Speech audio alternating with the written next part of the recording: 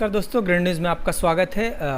अभी हम मौजूद हैं ग्रेटर नोएडा के एक सोसाइटी में, जो कि अभी का ट्रेंडिंग न्यूज़ है, जिसके बारे में आप सभी लोग जान रहे होंगे कि हमारी ग्रेटर नोएडा की एक बेटी दीपा भाटी जो हैं, उन्होंने यूपी पीसीएस का जो हाल ही में परिणाम आया है उसमें अपने ग्रेटर नोएडा का दादरी का नाम रोशन किया है इन्होंने।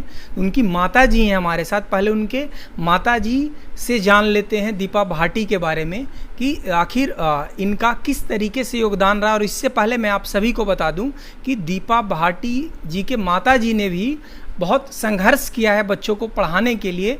उस समय में जब आप सोच सकते हैं कि 90 के दशक में हमारे ग्रेटर नोएडा में और दादरी के आसपास में गिने चुने स्कूल हुआ करते थे, उस समय अपने बच्चों को अच्छी शिक्षा दिलाने के लिए किस तरह का संघर्ष करते थे।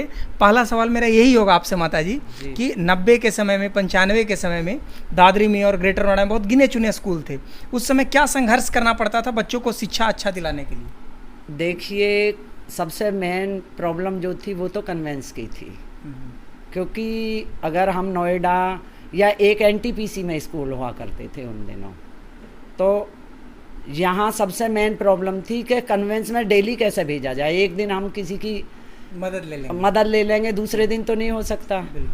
तो इसलिए दादरी के बच्चे ज़्यादातर ग्रेटर नोएडा तो आती नहीं थी, कोई भी गाड़ी यहाँ से नहीं जाती थी दादरी। उधर एनटीपीसी के लिए हमेशा एक बस जाया करती थी। तो इनको तो मैंने पढ़ाया था दादरी जीटी रोड पे, रडार एयरफोर्स के नाम से केवी था वहाँ पे, उसमें पढ़ाया था। और बेटी मेरी graduation Mir vote degree college Dadri से किया, बायो के साथ ग्रेजुएशन किया। हाँ। बायो के साथ। माताजी मैं आपसे ये जानना चाहता हूँ, 2003 की टॉपर है ये मीर भोट डिग्री कॉलेज की। माताजी मैं ये जानना चाहता हूँ कि 2005 में हाँ। दीपा जी ने पीजी भी कर लिया। हाँ, था। उसके बाद अभी 2022 में आ गए हम लोग। हाँ जी। क्या उम्मीद था कि इतने लंबे अंतराल के बाद इस तरीके का यूपी पीसीएस में जो आयोग की, उत्तर प्रदेश आयोग की परीक्षा है, उसमें मेरे को विश्वास था क्योंकि मेरे छोटे बेटे ने वो भी, उसको भी यूपीएससी ऑल इंडिया लेवल पे उसने 4 बार इंजीनियरिंग सर्विस का एग्ज़ाम क्रैक किया है। और मैं इससे भी कहती थी बेटा करो।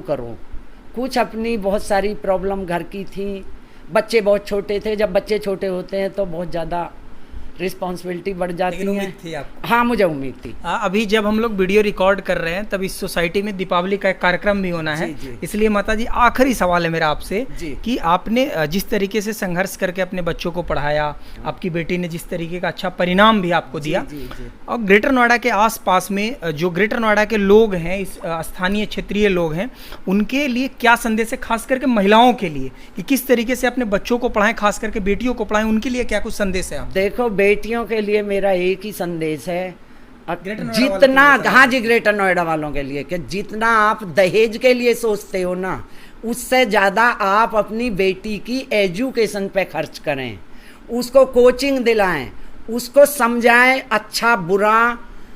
या एक ऐसा कदम होता है ये इंटर के बाद का या ग्रेजुएशन के टाइम का, बेटियां इधर उधर बहक भी जाती हैं, और आज के ज़माने में कोई ये बहुत आम बात है।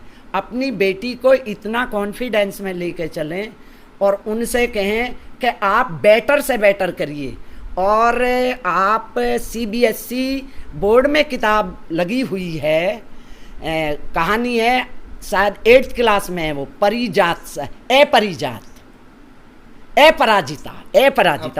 अपराजिता। हाँ, उस पे मैं कहती हूँ कि माँ को भी कभी हार नहीं माननी चाहिए। वो साउथ की कोई लेडी थी जिसकी बेटी का पूरा शरीर निष्क्रिय था, सिर्फ धड़कन थी, तो यहाँ से ऊपर थी। हाँ, और उस बेटी को उसने उन दिनों, उसको मेडिकल साइंस में एडमिशन नहीं हो पाया था, लेकिन डॉक्टरेट कराई थी, और उसको श्रीमती इंदिरा गांधी ने वीर जननी का पुरस्कार दिया था।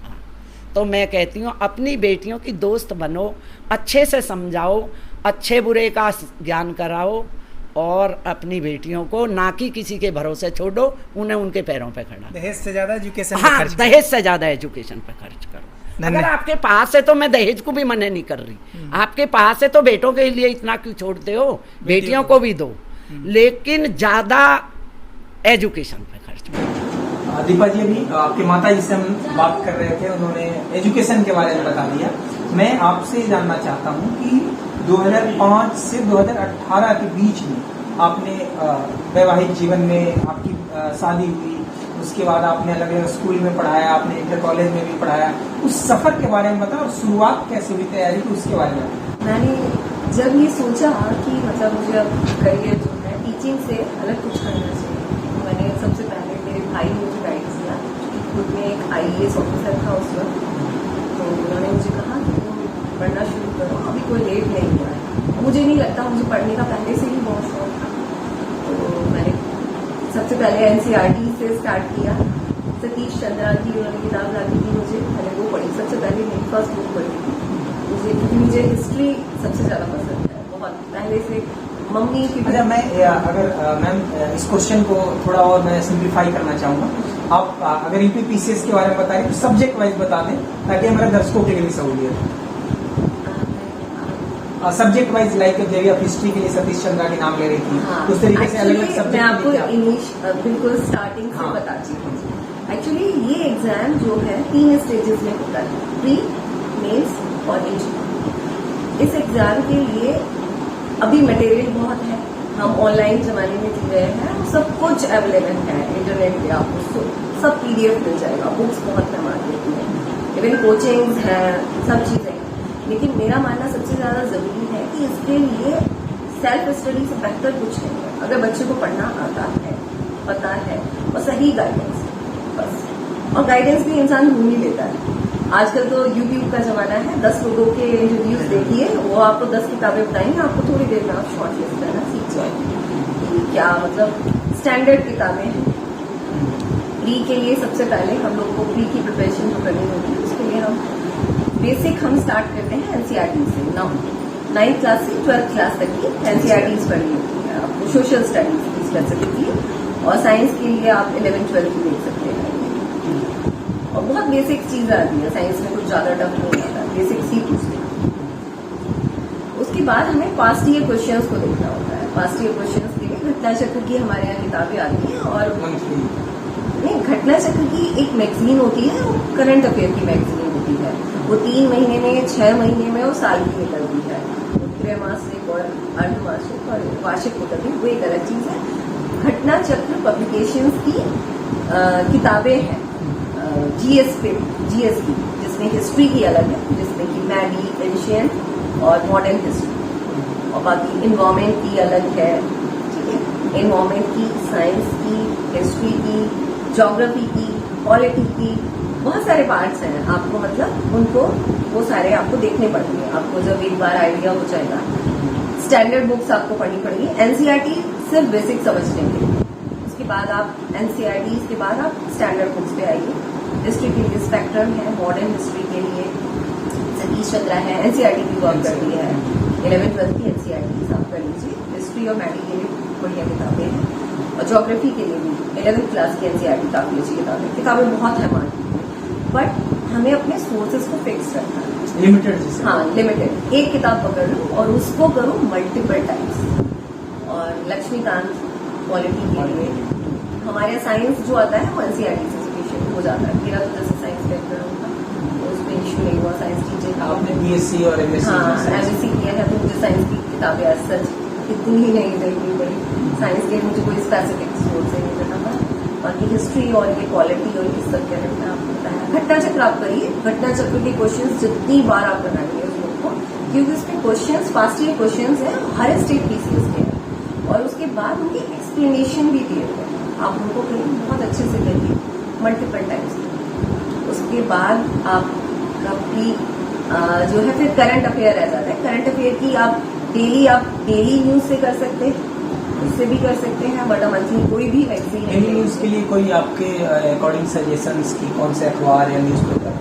डेली न्यूज एक्चुअली इनमें न्यूज इस तरीके से आती है ना, हमारे यहाँ जो पूछी जाती है, जैसे UPSC में एक अलग तरीके से सवाल बनते हैं, स्टेट PCS के सवाल कुछ अलग बनते हैं। स्टेट PCS में सवाल पूछे जाते हैं करंट अफेयर्स के, वो अवार्ड्स, क्या क्या करंट इवेंट्स हुई हैं और कोई किसी को नोबेल प्राइज मिला है, इस तरीके से मतलब ये चीज़ें होती हैं हमारे यहाँ जो इवेंट्स हुई हैं, करंट इवेंट्स हमारे यहाँ। तो उसके लिए आप कोई भी मैगजीन आप कर लीजिए, 3 मंथ्स की घटना चक्र सफिशिएंट है, वो काफ़ी होती है, उनको ही बच्चे करते हैं। हाँ, वरना आप डेली का न्यूज़पेपर जो मंगाते हैं उससे तो आपको डेली पता चलता ही रहता है कि भाई क्या हो रहा है देश में, घटनाक्रम, वर्ल्ड में क्या इवेंट्स हुई हैं, करंट इवेंट्स आप देखिए।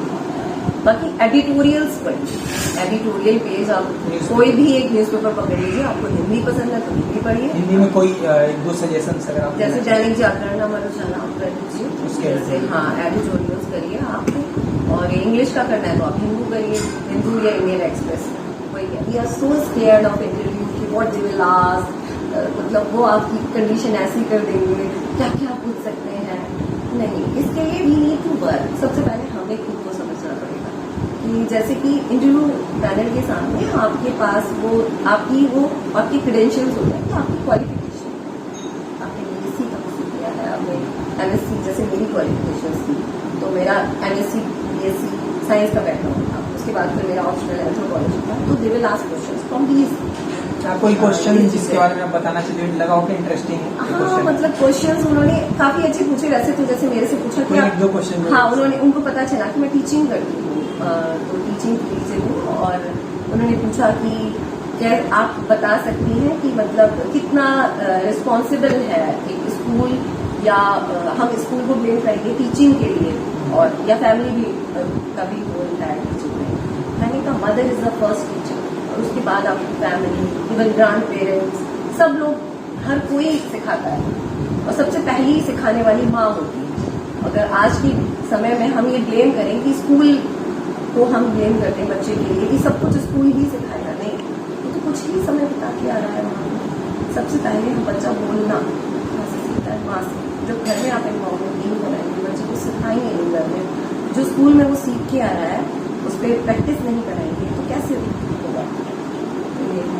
यही क्वेश्चन थे रूटीन आपने और बाकी मेरे ऑप्शनल के बारे में क्वेश्चन पूछा, बाकी मेरे पूछा कि आपके बच्चे, पूछा कि आपके कितने बच्चे हैं, मैंने बताया सर कि मेरे 2 बेटियां हैं, एक बेटा। अच्छा, कौन से क्लास में है बेटी और बेटा, कौन से क्लास में है? मेरी बड़ी बेटी नंदिनी वो क्लास 12th में है, और मेरा छोटी बेटी जो है कायरा वो क्लास 9th में, और छोटा बेटा मेरा UKG। आपने अभी बताया कि इंटरव्यू में पहले उनके पास डिटेल होता है कि आप कौन से कॉलेज से पढ़े हैं, क्या सब्जेक्ट आपने हाँ, पढ़ाया उनके है। पास आपका नाम नहीं होता, उनके पास एक कोड होता है, और बाकी एक पेपर होता है जिसमें कि आपकी क्वालिफिकेशन लिखी होती है, और आपका वर्क एक्सपीरियंस होता है, और ऑप्शन होता है। तो आपने जो है मीर भोज कॉलेज से पढ़ाई किया, MMH कॉलेज से पढ़ाई किया। जनरली ये परसेप्शन होता है कि आपको UPPCS क्वालिफाई करना है, UPSC क्वालिफाई करना है, दिल्ली पढ़ना होगा, मुखर्जी नगर रहना होगा, ये बच्चों के बीच में होता है। तो आप उन बच्चों के लिए बताएं, आप जो मीर भोज में पढ़ रहे हों, MMH कॉलेज में पढ़ रहे हों, ग्रेटर नोएडा के आसपास के गाँव में रह रहे हों, उनके लिए मेरा सवाल है आपसे कि वो किस तरीके का माइंडसेट रखें, या तैयारी का क्या अप्रोच हो कि वो इस तरीके के UPPCS और UPSC जैसे परीक्षा में क्वालिफाई कर सकें। लेकिन मैं आपको बताना चाहूँगी कि वो अब टाइम जा चुका है। आपको हम एक ये डिजिटल जमाना है ना, जिस इसके जितने फायदे नुकसान भी हैं उतने फायदे भी हैं। आज जब मैं MSc किया करती थी उस टाइम पे हमें ऑथर्स की बुक्स की जरूरत पड़ा करती थी, तो हमारे लिए बड़ी डिफिकल्टी होती थी। हमें दिल्ली भागना पड़ेगा, दरियागंज भागना पड़ेगा, फॉरेन राइटर्स की किताबें सर्च करो, मटेरियल मिलना बहुत होता था। इवन हमारे कुछ पेपर्स ऐसे थे जिनका मटेरियल हमें मिला ही नहीं, तो यूनिवर्सिटी ने उसी साल पैटर्न चेंज किया, तो हाँ, और वो मटेरियल मार्केट में है ही नहीं। हमारे बाद वाले बच्चों के लिए चीजें सुलभ हो गई। तो लेकिन आज के जमाने में everything is there on net, सब कुछ अवेलेबल है। आपको क्या जाना है, आपको सिर्फ एक राइट डायरेक्शन में क्या करना है। सबसे पहले जो सिलेबस है उसे डाउनलोड कीजिए। क्या है, कोई भी एग्जाम, आज मैं किसी भी बच्चे को कोई भी एग्जाम करना है, उसके लिए सिलेबस देखिए, TYQ पास्ट ईयर क्वेश्चंस कैसे पूछे जा रहे हैं, उसमें उन क्वेश्चंस को देखिए क्या किस तरीके से है, मटेरियल, किताबें, वो भी आप गूगल अप करिए। आप ये इंटरव्यू सुनिए हम जैसे लोगों के, मतलब जो सेलेक्ट हो जाते हैं, मतलब हो सकता है अलग अलग चीजें बताएंगे, लेकिन आप 3-4 लोगों के सुनेंगे तो आपको ये सिमिलैरिटी होगी। किताबें एक फिक्स सोर्स पे आ जाएंगी, कोई भी एक पर्टिकुलर बुक पढ़िए और उसकी मल्टीपल रिविजन्स करिए, एक प्लान वे में एक स्ट्रैटेजी बनाइए कि डेली मुझे इतना करना है। जैसे कि मैंने 3 अडाबी का पढ़ा कि वो इतने घंटे इतने टाइम। नहीं, आप इसको थोड़ा और एक्सप्लेन करके बताएं।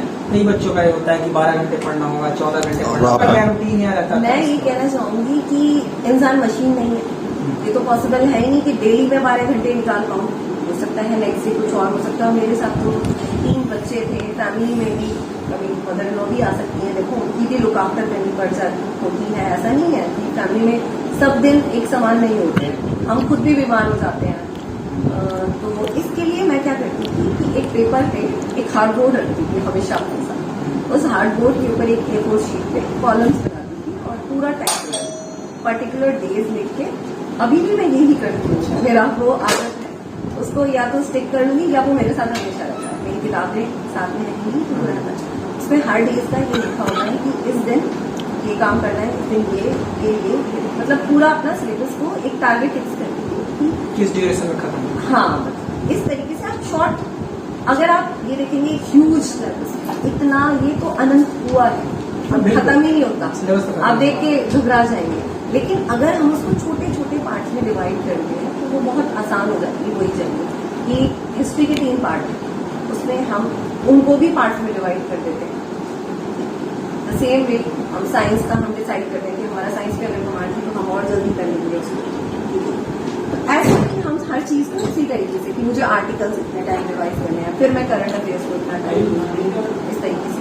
और रेगुलरली आधा घंटा पौना घंटा अपने करंट न्यूज़पेपर को इतना दूंगी। तो मतलब 5-6 घंटे की पढ़ाई तो डेली ही चाहिए। कितने महीने या कितने समय तक की एक एवरेज? देखो आपको ना, अगर बेसिक से आपने स्टार्ट किया है तो ये इसका सिलेबस इतना है कि आपको 1-1.5 साल तो आपको लगेगा।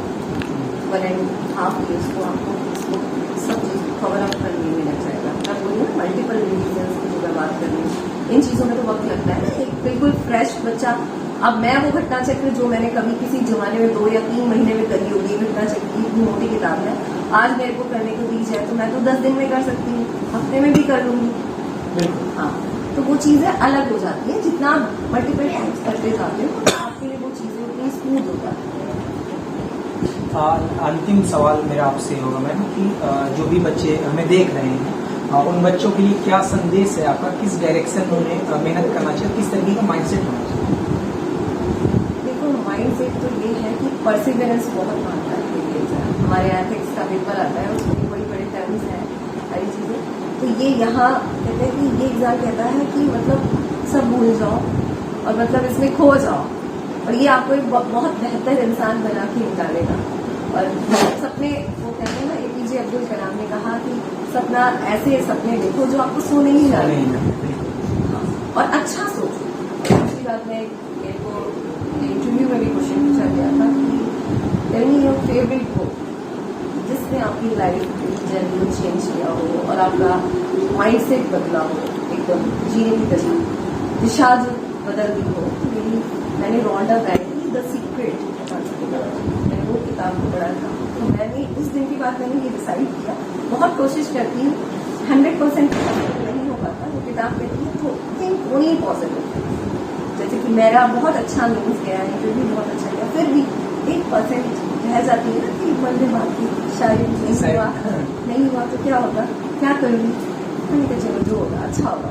नहीं, मैं ये इस तरफ सोचूंगी, मतलब वो एक अपने आप को पॉजिटिव रखें, पॉजिटिव लोगों के साथ रहें जो आपको बेहतर महसूस कराएं, पॉजिटिव माइंडसेट के साथ जो है तैयारी करें। मैम आपको हमारे ग्रैंड न्यूज की तरफ से भी बहुत बहुत बधाई। Thank you so much. आप अभी सुन रहे थे दीपा भाटी जी को, जिन्होंने हमारे ग्रेटर नोएडा का नाम रोशन किया है। आप इसी तरीके से जुड़े रहें ग्रैंड न्यूज के साथ। ग्रेटर नोएडा और दिल्ली NCR की से जुड़ी हुई तमाम छोटी बड़ी अपडेट के लिए अगर आप यूट्यूब चैनल पर देख रहे हैं, चैनल को सब्सक्राइब कर लें। धन्यवाद।